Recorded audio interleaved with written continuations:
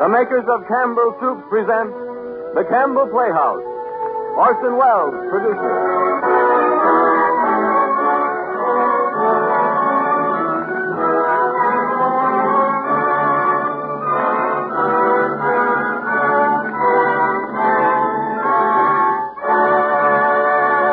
Good evening, listeners. This is Ernest Chappell speaking. Tonight, the Campbell Playhouse presents Orson Welles in his own radio version of Counselor at Law. Heading the cast are Aline McMahon of the theater in Hollywood and Gertrude Berg, who leaves her role as Molly Goldberg on her own program, The Rise of the Goldbergs, to appear on another broadcast for the first time.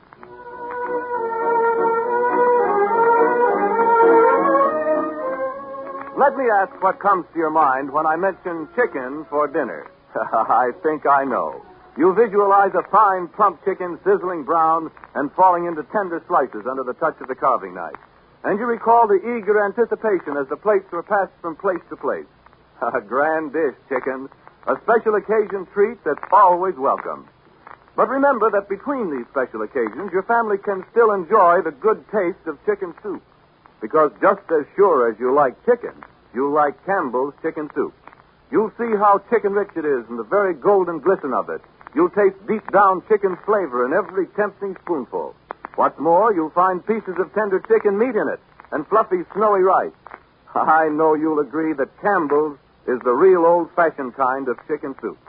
Why not keep several cans of Campbell's chicken soup on hand?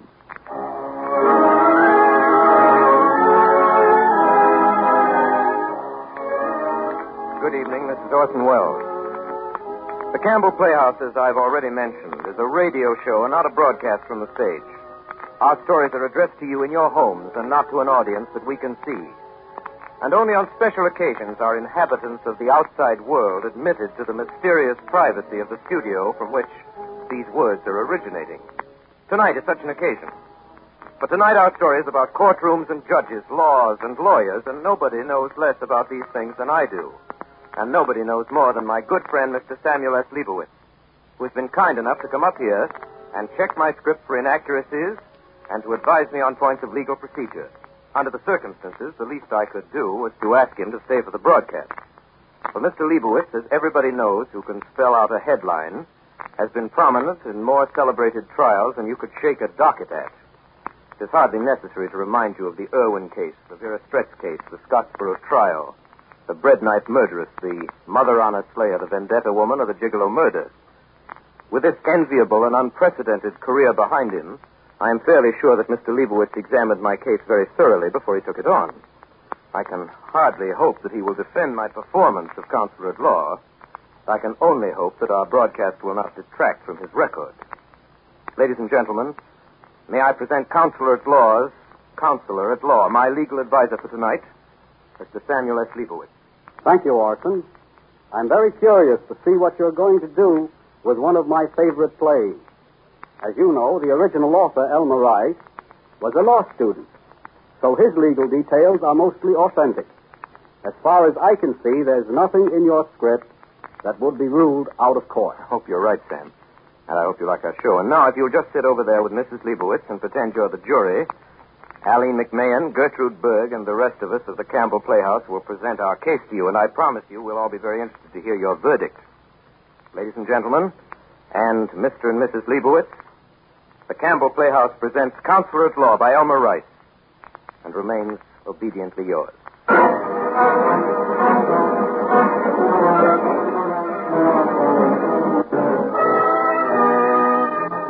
gentlemen of the jury, I ask you to put yourself in the Dora Campbell's place. She loved the deceased with all the tender emotion that a woman can lavish upon a man. The small finger that pressed that fatal trigger was the desperations of a loving heart. I know, gentlemen, as you look into the face of this poor widow, oppressed with grief and remorse, you will not find it in your heart to condemn one whom heaven has already punished for no other crime than that she loved not wisely, but too well.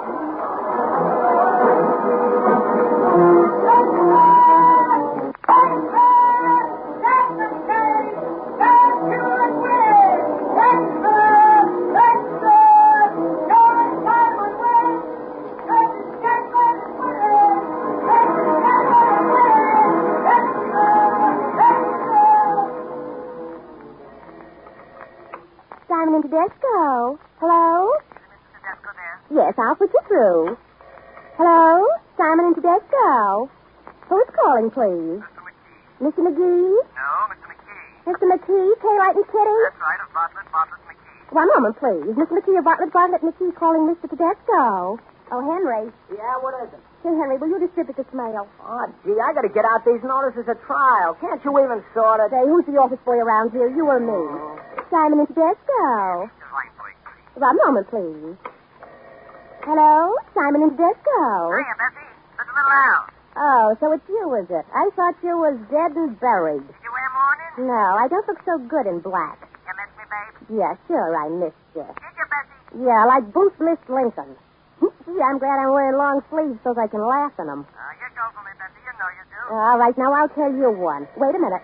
Simon and Tedesco. Yes, who's calling? One moment, I'll give you Miss Gordon, his secretary. Wilson and DeVore calling Mr. Simon. Here's Miss Gordon, Mr. Simon's secretary. All righty, go ahead. Hello. I'm still waiting. Yeah, you had another call. Well, here's your chance, babe. You and me stepping out tonight. I can't tonight. Say, you must have your hats made in a barrel factory. You better call me back later. I'm busy now. Hello? Simon and Tedesco. One moment, please. Who did you wish to see, madam? Mr. Simon busy, please? Yes, he is. Would anybody else do? I'll wait for him. Well, he may be busy for quite a while. Oh, that's all right. I got plenty time. All right, take a seat. Thank you. Hello? Simon and Tedesco. Who's calling Mr. Simon? I'll put you through to Miss Gordon, his secretary. Bessie. Tongue on rye and chocolate mountain. Oh, thanks, Charlie. 30 cents and here's your change. Did you tell him to put a lot of Russian dressing on it? They smeared it on thick. Simon and Tedesco. Hello? This is Bellini. Mr. Bellini? Go now. Yes, you can have Mr. Tedesco now. Mr. Bellini's calling Mr. Tedesco. Excuse me, ma'am. Yeah? What is it, please? Ain't you Mr. Simon's mother? Sure, I'm Lena Simon. I thought I recognized you. I guess you don't remember me. Well, I think I saw you somewhere before. I'm Charlie McFadden. Used to be the helper to Barney O'Rourke, the plumber on 3rd Avenue. When you and your old man had the bakery shop and George was selling papers. Oh, sure, of course, sure. Oh, then we lived on 86th. Yeah. I'll say you're looking great. Oh, you don't look a day older than the last time I saw you. Well, I have my health, thank God. My boy gives me everything. More than I want. Why shouldn't I look well? Well, you sure got reason to be proud of your son, Mrs. Simon. He's a prince among men, that's what he is. Yes. That's just what he is, Mr. McFadden. Well, he gave me a new start in life, that's what he did. You know, I was nothing but a jailbird. You're working here for Georgie. Yeah, nearly 4 years now. Process server. Now and again, I do a little private detective work for Mr. Simon. You see, I got ways of finding things out. He's a good man, my Georgie. He always worked hard. Since he was a little boy, he's working hard. Always working and studying and trying to better himself. Sure. That's how he made his success. Well, I'll tell G.S. you're here, Mrs. Simon. No, Mr. McFadden, I'll sit and wait for Georgie. It's all right. He's so busy and I have all day. Hello? Simon and Tedesco. Who's calling me? I'll give you Mr. Simon's secretary, Miss Gordon. One moment, please. Good morning, everybody. Oh, good morning, Mr. Chapman. Good morning, Betsy. Well, congratulations, Mrs. Chapman. Thanks, Charlie. Well, you sure must be feeling good this morning, Mr. Chapman. I feel just like a new woman. That's how I feel. Yeah, I'll bet you do. After all you've been through. Of course, after Mr. Simon talked to the jury, I had a feeling that everything was going to be all right. Why, do you know, I just sat there and cried like a baby? And when the acquittal came, would you believe it? I was out like a light. Gee, I wish I could have heard Mr. Simon speak. Bessie, will you tell him I'm here? I sure will. Oh, Miss Gordon, Mrs. Chapman's in the office to see Mr. Simon. All righty, I'll tell her. Mr. Simon's on long distance. Miss Gordon says we'll please take a seat and wait a minute, Mr. Chapman. Okay, hope you don't make it too long. Simon and Tedesco. Oh, good morning, Mr. Simon. Oh, Mr. Simon is on long distance just now, ma'am.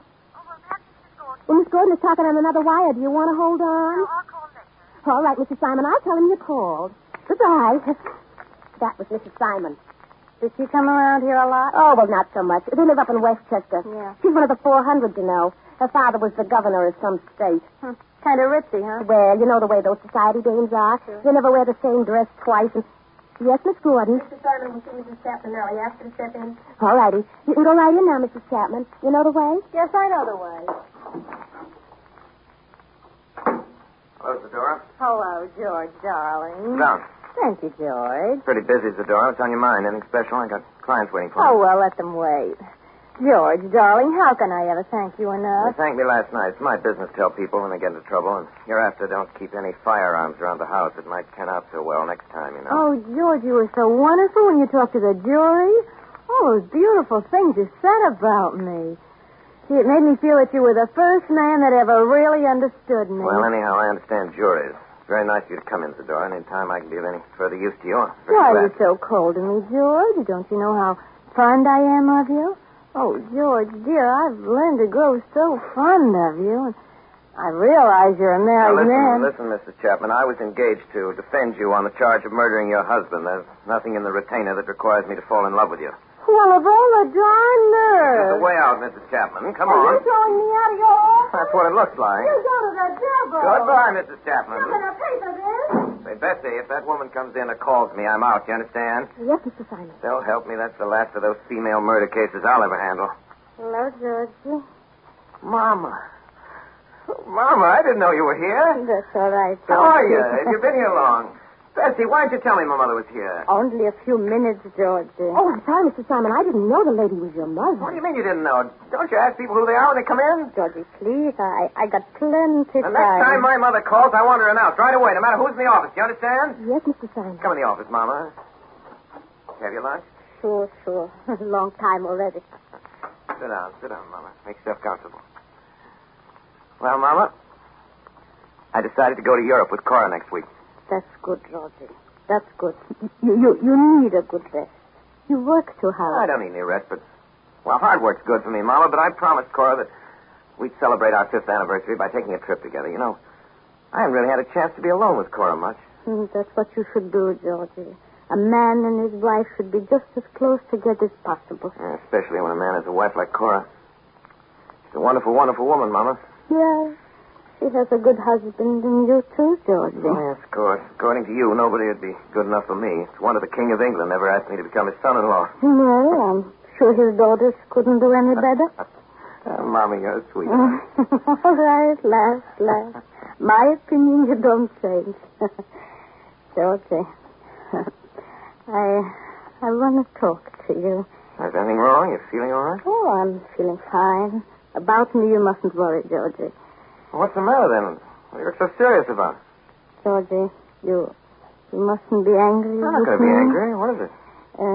Georgie, your brother David called me up this morning. Well, He told me you wouldn't be angry. I'm not angry, Mama. Go ahead. He needs a little money. Money? What does he need money for this time?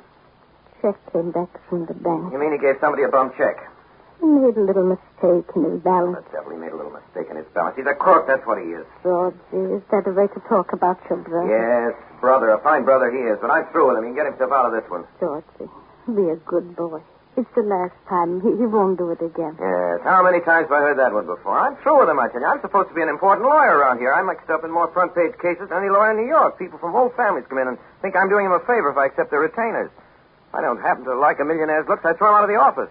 Yeah, it's fine for me, isn't it, to have a brother going around getting himself pinched in gambling raids and handing out rubber checks. It's great, isn't it? George, please. For me, do it. Not for him. Oh, no. I don't always ask you for something, Georgie. All right, then, Mama. Put it that way. Rexy, you come in? Thanks, Georgie. You're a good boy. Yes, Mr. Simon. Oh, hello, Mrs. Simon. How are you? Can't complain. Thank you, Miss Gordon. Rexy, make out a check. My brother for... how much is it, Mama? $450. $450 cash for the mail tonight. Yes, Mr. Simon. Oh, Pete Malone from the county clerk's office is outside. He says it's important. A few minutes. Can't be that important. He can wait. Yes, sir. A nice girl, George. That's Miss Gordon. Yeah, she's a wonderful secretary. Couldn't get along without her.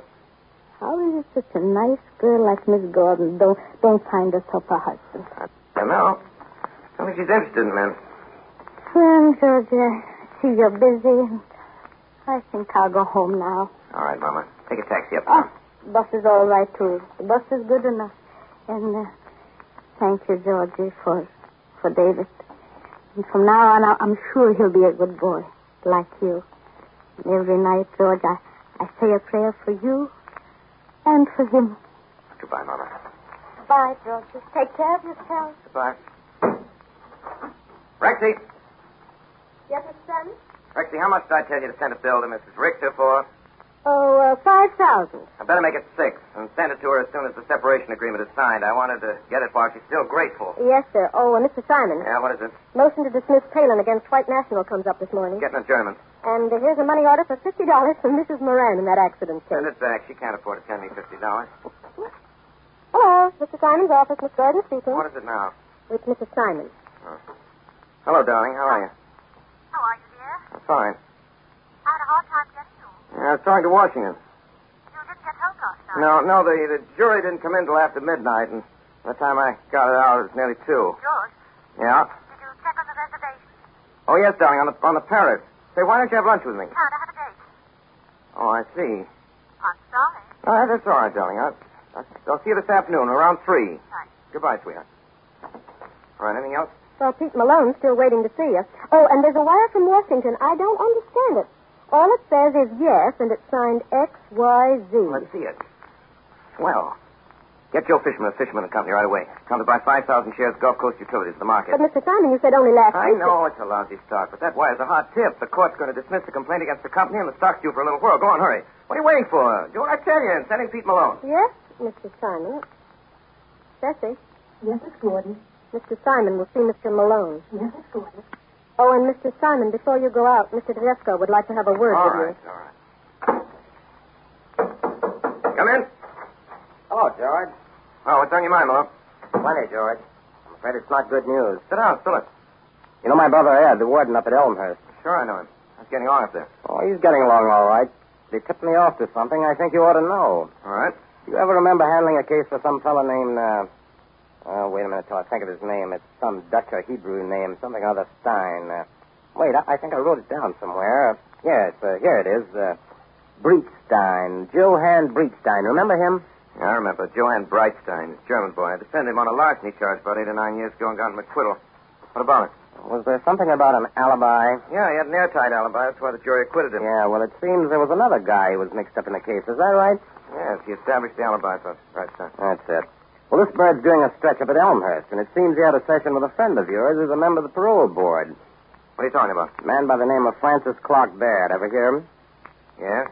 Well, what about him? Well, this bird's been giving Francis Clark Baird some song and dance about that alibi being framed up. What do you mean, framed up? Well, I'm just telling you what Ed told me over the phone last night. This guy Baird on the grievance committee of the Bar Association, too? Yes, I think so. Well, that's what Ed said. He says he's got a hunch that Francis Clark Baird would like to get something on you, George. I guess that's right, too, ain't it? Sure he would. I licked him to a fare you well in half a dozen cases. Well, that's what I said to Ed. There's nothing to it, Ed, I says. George is too smart a boy, I says, to let himself get mixed up with anything like that. Only, I thought I'd better tip you off. Thanks, Pete. It was swell of you to let me know. Hey, what do you think of those silk stockings trying to pull a thing like that on me? Well, you know how it is, George. These guys that came over on the Mayflower don't like to see the boys from 2nd Avenue sitting in the high places. We're just a lot of riffraff to them. Yeah. Rexy, come in, please. Yes, Mr. Simon. I got to be getting back to the office. So long, George. Come around the club some night. Yes, I will, Pete. Thanks for the steer. Keep the change. So long. So long, Pete. Yes, Mr. Simon? Listen, Rexy, I got a job for you. It's important. Yes, sir. About 8 or 9 years ago, I defended a fellow named Johann Breitstein in General Sessions. I want you to get hold of Breitstein right away. Let everything else go until you locate him, understand? Yes, I certainly will. And get me all the papers out of the files and have them here for me this afternoon. People against Johann Breitstein. Then send up to General Sessions and order a transcript of the stenographer's minutes of the trial and locate Breitstein. And ask Mr. Tedesco to step in here right away, and I don't want to be disturbed. Yes, Mr. Simon. Okay. Yes, Mr. Simon? Is Charlie McFadden out there? He's gone to the bank. All right. Get a hold of him as soon as he gets in. I want to see him. Hello, John. What is it, George? You want to see me? John, you're my partner. Got a right to know this before anyone else. You ever hear of Francis Clark Baird? Baird? Yes, I heard of him.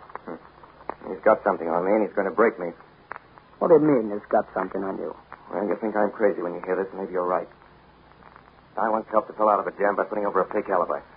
Insubordination of perjury. Yeah, that's right. They can't get me on a criminal charge. The statute of limitations is run, but they can disbar me, and they will. Disbar you? That's what I said. George, how did you ever get yourself mixed up in anything like that? Oh, don't ask me. I was just a fool, that's all. I'll tell you how it happened. 9 years ago, a kid by the name of Brightstein had stolen $12 out of a locker in a bathhouse. Well, I advised him to plead guilty and get off the few months. Then I discovered that he was a fourth offender and that a conviction meant a life sentence. Well, I didn't know what to do about it, so finally Brightstein said he could get a fellow to swear that he was in his house in Jamaica the day the robbery was committed. I couldn't refuse, John. I'd known the kid and his family. I knew he'd go straight if I got him off, and he has, too. I just couldn't see that kid get a life sentence, so... Like a sucker, I went into it. Now the chickens are coming home to roost. But, has this fellow Bradstein been squealed? No, the guy that fixed the alibi's been talking, making a play for parole, and of course Francis Clark Baird has to be on the parole board. Funny in a way. For years, that Yankee's been trying to get something on me. Every time he's drawn a blank, and now this one thing that was dead and buried and forgotten falls right into his lap, and it's as good as if I'd misappropriated $1 million. Well, can't you bluff it through, George? Well, maybe yes, maybe no. Trouble is that the case won't bear any investigating. Oh, good Lord. What am I going to do, John? They're going to disbar me, sure as fate. It's rich, and... I guess there's not much use going to Francis Clark Baird with the whole story. That's a laugh, John. Might as well throw a biscuit into a cage of a man-eating tiger. Well, I know some ways that you could get him that would put an end to his funny business forever. John, listen, we're a long way from Sicily, boy. Put it out of your mind. You'll make me sorry that I told you in a minute. Well, what good is a rat like that? He's out after our scalps, isn't he? And why? Because we came from the streets and our parents talk with an accent. Oh, what's the good of talking about all that? He's technically right and he's doing his duty. Well, you're not licked yet, George. We'll pull all the wires we can. Thanks, John. I know I can count on you to the last drop of blood. It's one bright spot in the picture. Got you and one or two other friends that'll stick to the finish. And a wife that's 100%. That makes it worth fighting. That's the boy. You know, maybe I'm building this thing bigger than it really is. See how it works out. I just wanted you to know about it, John, that's all. Yes? What is it? Charlie McFadden's coming, Mr. Simon. Send him in right away. Well, I guess I'll be going, George. I'll see you later. Come in, Charlie. All right, John, I'll give you a call when I come back for lunch. Thanks. All right, George. Keep your chin up. Okay, John. Thanks. You want to see me, Chief? Yeah, Charlie. Sit down. Listen, Charlie. Something I'd like you to do for me. It's pretty important. Okay, Chief. There's a lawyer by the name of Francis Clark Baird. Sure, I know him. He's right across the street in the French building. Yes? What I'd like you to do, Charlie, is to see what you can find out about him. You want him shadowed, is that it? Yeah. Well, Rexy, come in, please. Yes, Mr. Simon. Yeah, Charlie. I want you to know how he spends his time and who his friends are and where he goes nights. I get you. I don't suppose it'll do much good, but you might try. Leave it to me, Chief. I got lots of ways of finding things out. Yes, Mr. Simon. Listen, Rexy. All right, Charlie. Thanks a lot. So long, boss. Rexy, did you locate Brightstein? Well, I found out where he works. He's out on a job, and we're trying to get him. Well, have him come to the office the minute you find him. All right. I've got to go to court now on that Wheelock case. I'll be back in an hour. And you better get something to eat. I'm not hungry. Oh, Mr. Simon. Yes, Rexy, what is it? Mr. Simon, is there anything wrong? Oh, there is, isn't there? Of course not. Why is there anything wrong? Well, because if there were anything that I could do, Mr. Simon... Now you can mind your own business. That's what you can do.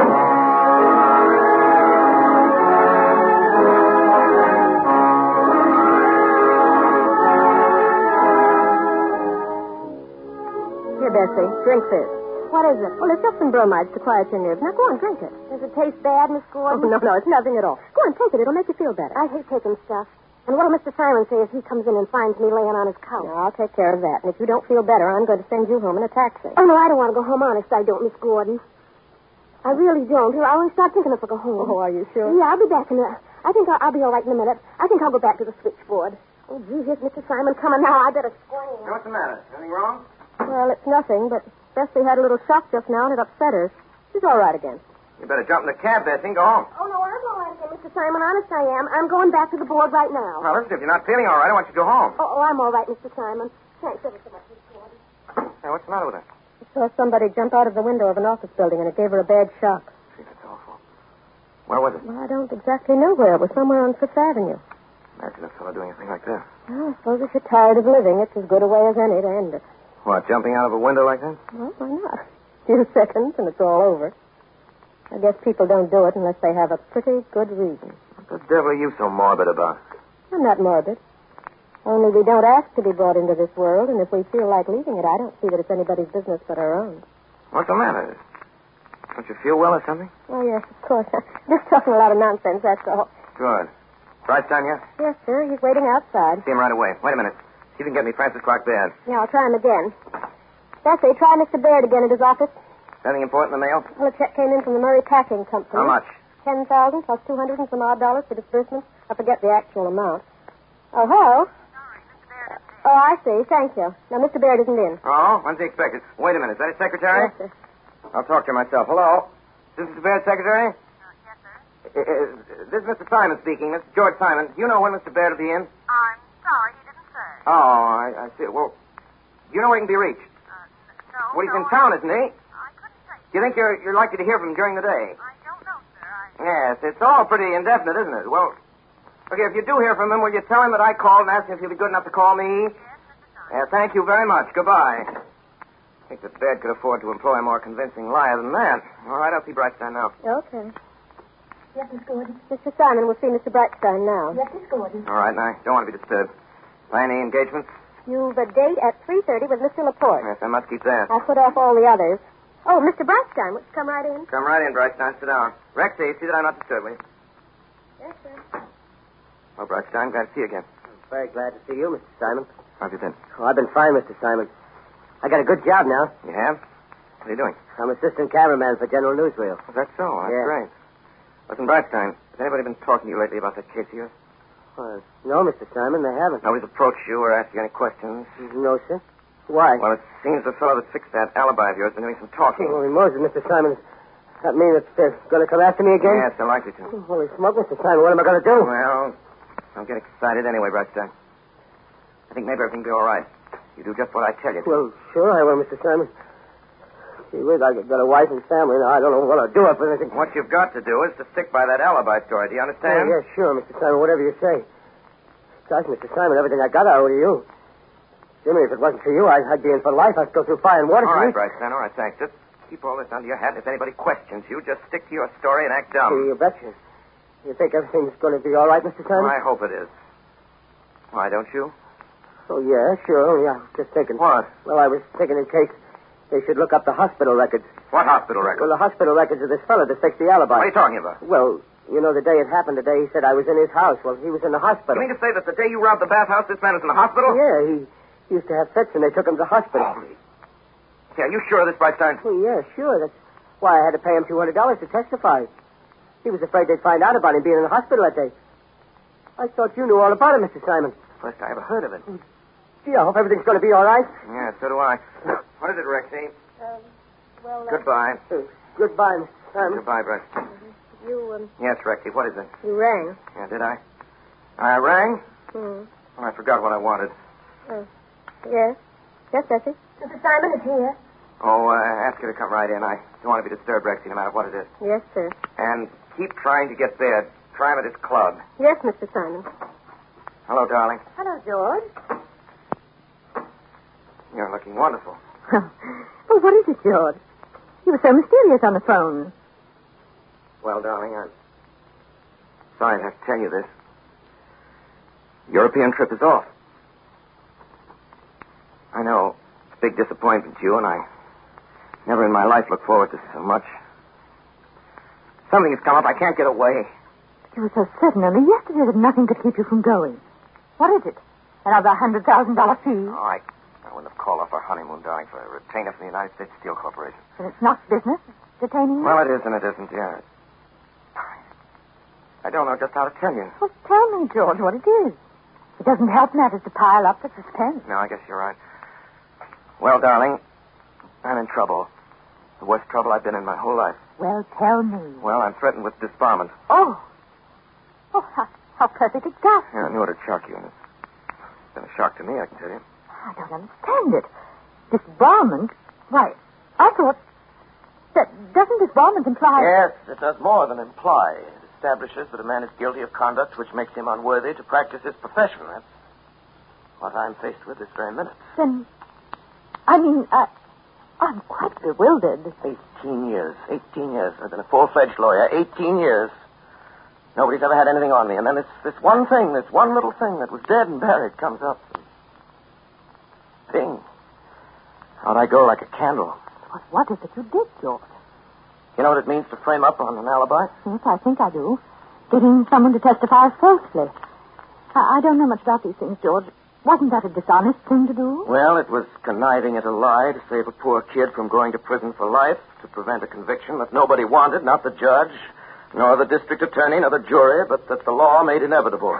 But why do you have anything to do with such people? Thieves, criminals. Well, I'm a lawyer, darling. Somebody's got to defend people who are accused of crime. Was this boy guilty? Guilty of stealing a few dollars, yes. And now someone's found out about the alibi and they're going to disbar you. Is that it? Yes, someone's found out. A man who's had it in for me for years. A gentleman by the name of Francis Clark Baird. Francis Clark Baird? Why, he's a very eminent lawyer, isn't he? I think I've heard Father speak of him. Isn't he one of the Connecticut Bairds? Yes, he may be, for all I know, but that doesn't mean much to me. All that I know is that he's got the dope on me and he's going to make me pay through the nose. Why do you always put things on a personal basis, George? Isn't it the duty of a man like Mr. Baird? No man has to break another man unless he wants to. But, darling, you're not siding with Baird, are you? I really don't know what to say, George. It's most distressing. I know how you've had struggle, and it's all very admirable, but it's made it possible for you to accept things that are rather difficult for me to accept. Well, what things, darling? Oh, I don't know. There's something distasteful about the whole atmosphere of the thing. This association with thieves and perjurers. And now this scandal. It will be a scandal, I'm sure. Newspaper publicity and all that. I'll try to spare you all I can, darling. And what are my friends going to say? How am I going to face them? Do they mean more to you than I do? That isn't the point. Best thing for me to do is to go to Europe on Tuesday as I'd planned. If this thing blows over, and let's hope it will, you can join me abroad later. If it doesn't, well, there's time enough to think about that. You mean you're going to walk out on me? Well, that's a very crude way of putting it, George. And very unfair to me, too. It isn't as though I could do anything for you. I could. I'd be glad to stay, but you've said yourself there isn't anything now, haven't you? Yes, I guess I did.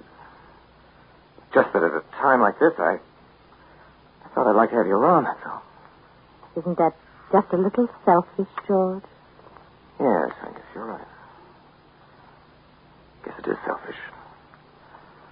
I hadn't looked at it in that way. I just thought, Cora, that maybe you'd want to stay. Oh, please don't misunderstand me, George. Please don't think I'm unsympathetic. Would you like me to ask Father to intercede with Mr. Baird? No, I don't think you'd better do that. Well, whatever you say. I do hope everything will turn out for the best. Oh, well, I really got to run now. I'm late as it is. I'm meeting Roy Darwin for cocktails at 21. Who? Roy Darwin. Oh, George, will you be coming out to the country tonight? Well, I don't know whether I'll be able to make it or not. I'll phone you if I can. Yes, do. Au revoir, George.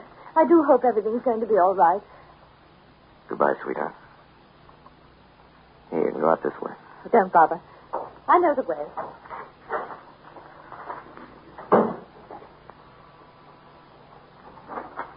Rexy, any luck with that Baird call? No, I called his club. They said he wasn't there. Sure they did. Well, he knows who it is, and he's ducking. Mr. Simon, it's time for you to leave for your luncheon appointment with Mr. Laporte. What?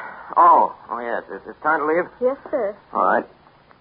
So, you know, Rexy, maybe that guy wasn't so crazy after all. What do you mean, Mr. Simon? The one that jumped out of that window. Maybe he's better off that way. Troubles are over. But I thought you I said... know I did. Maybe I was wrong. What's the matter? Nothing. What are you crying about? I'm not crying.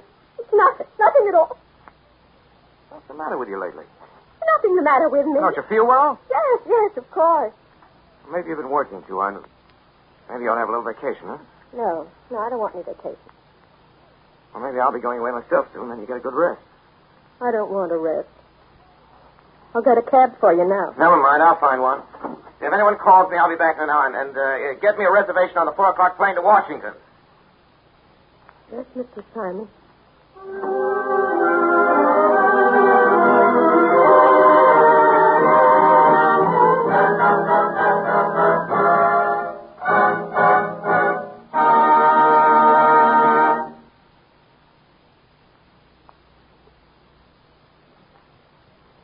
In just a moment, we will continue our Campbell Playhouse presentation of Counselor at Law.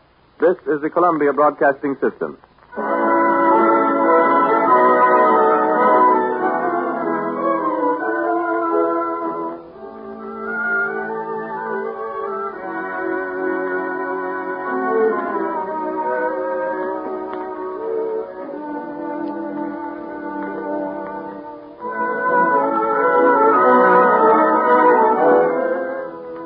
This is Ernest Chappell speaking. We welcome you back to the Campbell Playhouse presentation of Counselor at Law, starring Orson Welles, Aline McMahon, and Gertrude Berg.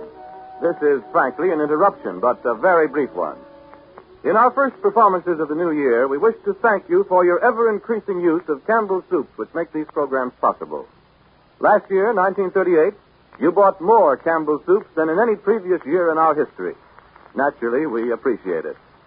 In these Campbell Playhouse programs, we are making our talks about soup quite short so that they'll not interfere with your enjoyment. From time to time, we shall suggest that you try a certain soup that may be new to you or one that you're not using often. All we ask you to do is to try these various Campbell soups and see for yourself how good they are.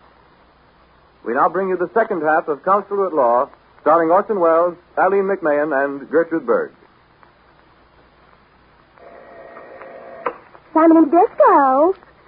Mr. Tedesco, who is calling, please? I'll give you Mr. Tedesco. 1 moment, please. Mr. Simon's out of town. It's almost 5 now. You better call back in the morning. All righty. Simon and Tedesco. Well, I'll give you Miss Gordon as secretary. 1 moment, please. Simon and Tedesco. Hello. Yes, this is Mr. Simon's office. Miss Gordon speaking. No, I'm awfully sorry. Mr. Simon's out of town. He left last night. Well, tell him Francis Copperton called. Oh, yes, I'll tell him. Hello. This is Mr. Simon's office. Oh, no, Mrs. Simon. No, he's not returned from Washington yet. Are you at the pier now? No, I'm leaving in a few minutes. Well, of course, he might have gone from the airport to the pier. How soon will you be at the pier? In about half an hour. If I don't say goodbye, what will you? All right, I will. I hope you have a pleasant trip, Mrs. Simon. I hope you fall overboard, Mrs. Simon. Yes, isn't that yet? No, Mr. Tedesco. It's almost 5. I think he may have gone right to the French line pier. Mrs. Simon's boat sails at 6 for Paris. Oh, I forgot to send her a telegram. Do you want me to take care of it for you? Yes, if you don't mind. All right, I'll send it right away. Hello, John. Oh, good afternoon, Mr. Simon. Hello, Rexy. Oh, Mr. Simon, your wife just called up. Yeah? I'll call up the pier. No, never mind. I'll be down there in a few minutes. Have a taxi ready for me in about 15 minutes. Yes, sir. Oh, did you arrange about the books and flowers? Yes, sir. Fresh flowers every day. Yes. Do they undertake that? Yes, is that all? Yeah, that's all. Well, John, Pete Malone and I just got back from Washington. Well, Might just as well have saved ourselves the trip. what did he say? Oh, he handed out the usual line of bull about what a great guy I am, how he loves me like a brother, about what a tough break it is if this thing has to come up. Yes, well, is he going to do something about it? Not a thing. Pete tried to get him to make a personal appeal to Baird, but it wasn't a bit of use. Oh, the yellow rat. Why didn't you tell him that if it hadn't been for you, he never would have got the nomination? Oh, what's the use? He doesn't know it already. It's because he doesn't want to know it. I don't blame you for being good and saw, that dirty little sneak. I know, but what do you expect? It's a cutthroat game we're in. It's every man for himself. Well, John, I'm about at the end of my rope. Tomorrow morning at 10 o'clock, the grievance committee meets, and once it gets before them, I can kiss my little career goodbye. No, you're crazy. We're going to fight, and we're going to get you out of it. What's the use talking that way, John? You know better. I haven't got a chance. I'm through and finished. Now, listen. Take my advice and get some sleep tonight. I guess you haven't been sleeping much, have you? No, not much. Well, that's what you need. A good sleep. Why don't you lie down and take a nap now? Huh? No, I've got to go down to the boat and say goodbye to my wife. Is there anything I can do? No, not a thing, John. Good night. Oh, All right. Mr. Simon, Yep. I forgot to tell you, Charlie McFadden wants to see you about something. Wait till tomorrow. You getting me a cab? Yes, sir, right away. Yeah. Excuse me, Chief. Can I see you for a minute? Not now, Charlie. I've got to go down to the boat, see Mr. Simon off. Well, I've got some news for you, Chief. I'm sorry. Got some. What kind of news? It's about our friend across the way. Oh, Baird? That's him. Let's have it. Come on, Charlie. Found out something about it? Well, I'll see you. Well, what is it? Well, Francis Clark Berg is leading a double life. What do you mean he's leading a double life? Wait till I tell you now, Chief. Remember me telling you I found out that he's always making business trips to Philadelphia? Yeah, well? Well, yesterday off he goes to the Pennsylvania station and boards a train for Philly with me right behind him. Well? He gets out of the station Yeah. and hops a taxi for Germantown. So I grabs another hack and tells the driver to follow him. Yes, go on. Well, we're going along great when all of a sudden we get into a traffic jam. And by the time it gets straightened out, we lose him. Well, is that all? Oh, Lord, no. That's just the beginning. I goes back to the station and hangs around, waiting to see if the other taxi's going to come back. Well, after waiting for about 3 hours, sure enough, back it comes. Was Bad in it? No, sir, he wasn't. Well, go on, go on. Well, I gets talking to the driver and asks him if he remembers. He says he does. He takes the same man out every week to visit his niece in Germantown on Sycamore Drive. Number 1217 it was. So I drive out to 1217, and it's dark by now. So I looks in the window, and there's a girl. A good looker she is, too. And there's a photograph of Baird over the mantelpiece. Was Baird there? No, sir, he was not. Oh, what is all this? What proof you got that he ever was there? Wait a minute, Chief. I ain't done yet. I says to myself, that little lady don't look like no niece to me. Is that what you call evidence? No, sir. Well, go on. Well, there's nothing to do till everybody's in bed. Then I goes back to 1217 and takes a look into the house. What do you mean? You broke into the house? Well, I wouldn't want to admit that, Chief. I'd be liable to arrest and imprisonment if I did. Are you crazy? What'd you do a thing like that for? Now, don't worry about me, Chief. It was an easy job, and I ain't so much out of practice as I thought I'd be. Well, what'd you find out? Well, I figured there'd be letters from him, and there was. You found letters from Baird to this woman? Yes, sir. A whole stack of them. Where are they? What do they say? They're right here, Chief. They're all about how much he loves her and adores her, and about how she don't have to worry about her future if she'll just lie low and keep her mouth shut. Charlie, you don't know what you've done for me. Well, it's the least I could do, Chief, after all you've done for me. Rexy! Yes, Mr. Simon. Get me Francis Clark Baird on the phone right away. Yes, sir. Give me a line. Rexy, I think we've got Mr. Francis Clark Baird just about where we want him. And say, Rexy, take dictation. Yes, Mr. Simon. To my wife, Darling. Darling, don't sail. Get right off the boat. Everything's going to be all right, and I'll be able to go with you in a few days. Phone me the instant you get this. All my love, sweetheart.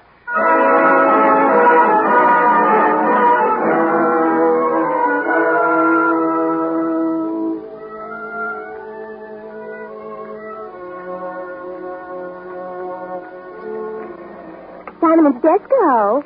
Who's calling, please? I'm sorry, Mr. Tedesco's gone for the day. Simon and Tedesco. Simon, please. One moment, please. I'll give you a secretary. Oh, Bessie, Mr. Simon's not to be disturbed. He's having an important conference with Mr. Francis Clark Baird. If any calls come, I'll take them out here. Okay, Miss Gordon. Good evening, Mrs. Rogers. Oh, good evening, Mrs. Simon. Miss Gordon, is my son here yet? Well, there's somebody in there with him, and I think it's kind of important. Won't you sit down? He won't be very long. All right, I'll wait. I got plenty time. How are you today, Miss Gordon? Oh, I'm all right, thanks. And you? Oh, I can't complain. You know, Miss Gordon, every time I come in the office here, I always think of the first place my Georgie worked.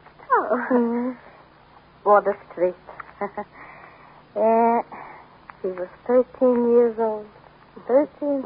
He was an office boy already for Haitian Rosenthal. For $4 a week. Oh, well. Yeah, $4 a week he started. Yeah, and today he's the biggest lawyer in New York. Miss Gordon, he's feeling all right. Yes, as far as I know now. Why? I don't know. Every day this week when he called me up, he sounded so blue. Oh, well, if there was anything wrong, he'd have told me. Yes, Miss Baird. That'll be perfectly satisfactory. Now, after you. Thank you. Hello, Mama. What are you doing here? Hello, Georgie. Mr. Baird, I want you to meet my mother. How do you do, Mrs. Simon? How do you do? You know, Mr. Baird, she's a regular old shrew. If I don't behave myself, she comes after me with a rolling pin. Georgie, how can you talk such foolishness? I'm afraid I really must be going. Oh, must you? I'm very sorry. All right, Mr. Baird. And thanks for coming in. Why don't you drop in someday and have lunch with me, Mr. Baird? Thank you very much. Good day, Mrs. Simon. Bye. Goodbye. That's my pal, Francis Clark Baird. He's one of the finest, handsomest, blue-blooded, stuffed shirts I ever met. What's the matter with you, Now, there's nothing the Georgie? matter with me. I'm just feeling good, that's all. Can't I feel good if I want to? Oh, I'm glad you feel good, I'm feeling Georgie. fine, Mama. I never felt so fine in my life. Say, how about a little dance? Come on. Give us a dance. Are you serious? You're a fine dancer, you are. You have to give me a few lessons. Now, come on. Give me that right one.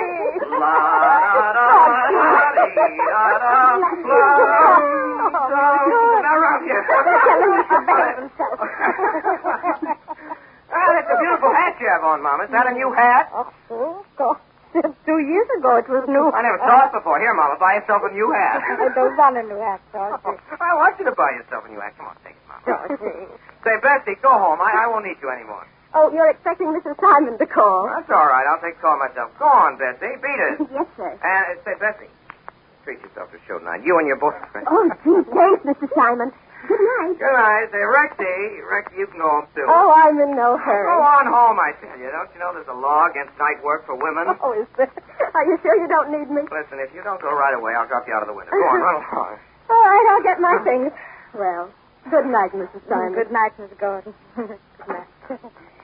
George, why do you act like crazy? I don't know, Mama. I'm just feeling good, that's all. You like to see me feeling good, Mama? Well, I didn't think you were feeling good, Georgie. That's why I came to see you. Over the telephone, you sounded so blue. I was worried about you. Oh, there's nothing to worry about, Mama. I had one or two important things on my mind. Everything's all right now. Everything's fine. I feel great. I knew there was something wrong. It's all over now, I tell you, Mama. Now, wait a minute. That must be Cora. Hello? Hello? Yes, darling. It's me speaking. Now, listen, sweetheart. I've got some wonderful news for you. Listen. Everything's all right. Everything's all right, honey. You know, the Baird matter. Well, it's all fixed up. I knew you would be. And listen, darling, get right off the boat. We've only got 10 minutes. Why, did you get my note? Yeah, but you still got time to get off. Honey, we'll have a little celebration tonight. You know, just the two of us. All right. Well, but, darling, it's only postponing a few days. Darling, you mean you don't want to? I see. Yeah, sure. I wouldn't want you to do anything unreasonable, no, dear. No, it's all right. No.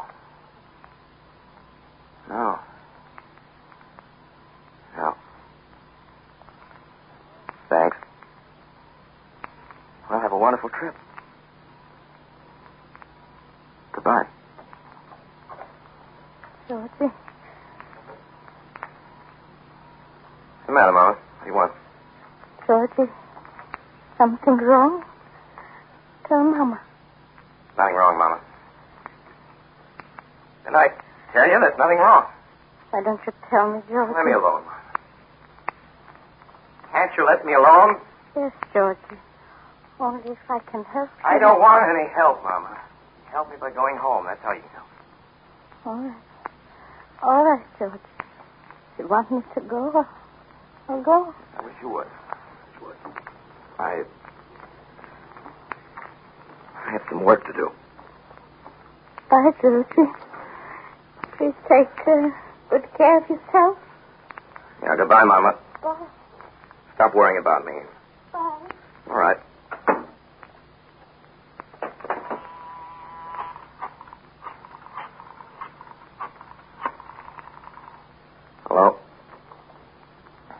Hello? I'd like to speak to Mr. Roy Darwin, please. out. Oh, is that so? He left for Europe. When did he sail? 6 this evening? I see. Hello. Do you happen to know the boat he's sailing on? The Paris. Thank you.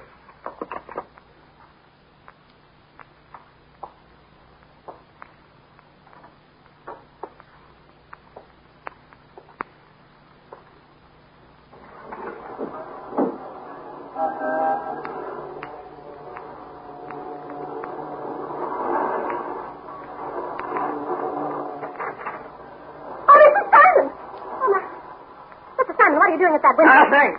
What do you want here? Didn't I tell you to go home? What's the matter? Well, I've been putting on my hat and coat. Don't lie to me.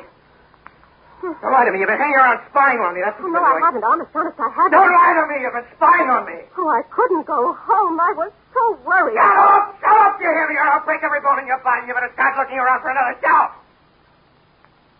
Leaving this business. Oh. I'm through. I'm finished. You work yourself to the bone, and for what? So every snob in town can answer it. Can't you even answer the telephone? No. Hello? Yes. Well, I'll see if he's still here. Who's calling, please? Mr. Theodore Wingdale, the president of the American Steel Company. Down to go to the devil. Shall I say you're not in? I don't care what you say. Well, I'm afraid he's gone, Mr. Wingdale. Is there anything I can do? This is his secretary speaking. No, I don't. Oh, well, just one moment. He says it's a matter of life and death. All right, kid. Tell him, Mr. Is that Wingdale himself? Yes, sir. Well, tell him... Oh, wait a minute. I'll talk to him myself. Hello, Mr. Wingdale. This is George Simon speaking. Yeah, my secretary got me just out getting the elevator. What's the trouble? Oh, I see. Oh, is that so? They have a policeman there? I see. Mr. Wingdale, have you made any statements? No, that's right. Don't say anything. I'll be right up. Goodbye. Wingdale's son had a fight with his wife this afternoon. Shot her dead. That's how awful. Say, she was the richest girl in Texas. Can you imagine what a case like that's going to be? We've got to get right on the job. Oh, I'm ready. You're always ready, Rexy. That's one thing I can count on. What? Nothing. Come on, hurry. We'll grab a sandwich on the way up. Yes, Mr. Simon. Well, what are you waiting for? Not a thing, Mr. Simon. Come on. You don't need a hat. Come on. Yes, Mr. Simon. Say, Rexy. Yes, Mr. Simon? Rexy, I'm sorry I bought you off the tap. Oh, that's all right, Mr. Simon. Well, I'm sorry. Oh, for heaven's sake, Mr. Simon, let's get going.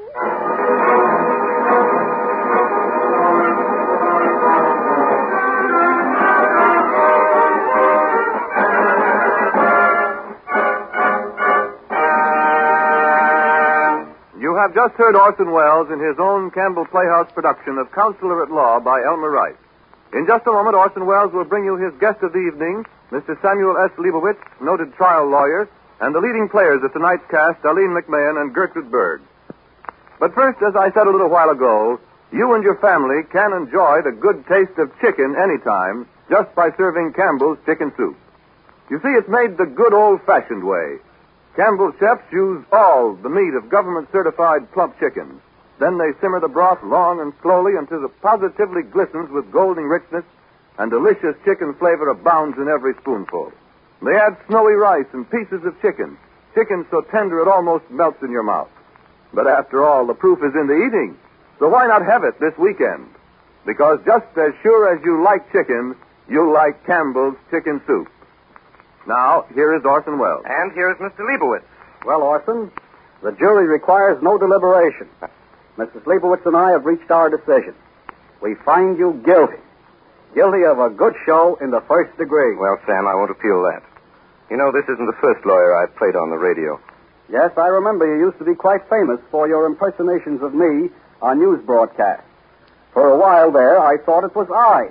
Sam, I'd like you to meet the accessories before the fact. Aline McMahon, please take the stand. Your witness, Mr. Leibowitz.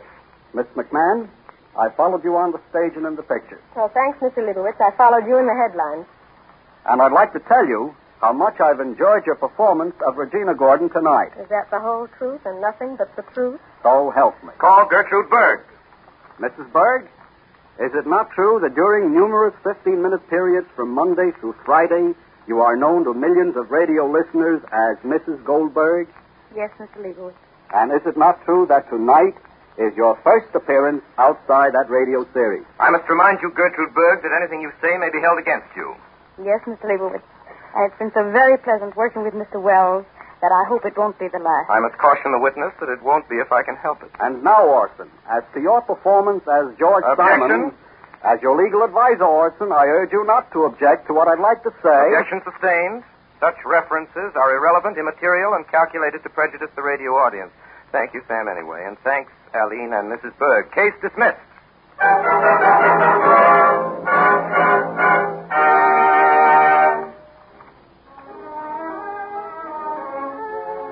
Well, next week, we're leaving offices and courtrooms and taking you out of doors and out to sea for a sea story, a true sea story. For all of the wild yarns that are spun about ships and sailors, the hardest to believe is the thoroughly authenticated adventures of the crew of the HMS Bounty and her master, Captain Bligh.